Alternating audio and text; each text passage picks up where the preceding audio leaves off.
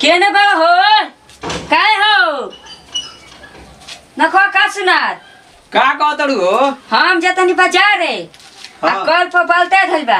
आ लुगा धलबा सय धलबा आ खींच दियो हम जतनी एथी भई खिया के आ बांध दियो हम जतनी बाजार ठीक बा। ठीक बा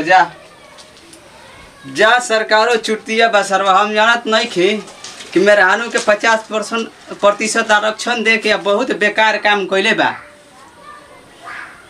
से बताबो मेहरानू हाथना मरद पर दबेल चलावली सन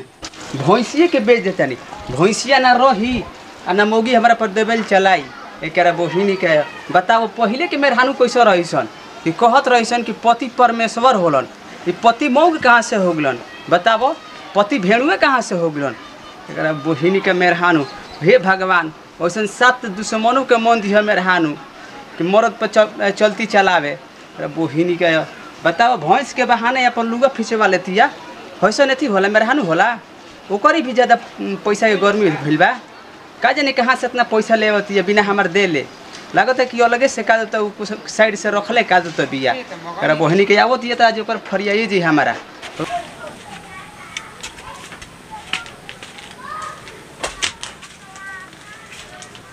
आई हो दादा हयो अभी तकले ना हमार साया फिचले बा आ ना हमार लुगा ई नतिया का करत रहे चल त तनी एकरा भी केने बड़ा हो नखो का सुनात का कहतड़ू हो लुगा थे रहे आ साया थे फिचला ना आ हम भैंसिया हो भैंसिया बेच देनी हई हम भय बेचला हई मच्छी मारन नतिया हमार भय बेच दे प्रिय खा के फेरा में हई नतिया के आज अपने मन से कर देता ई नतिया प्रिय खा के फेरा में आय रे नतिया हई नतिया बताओ चाचा हई हम भय बेचला आई हो दादा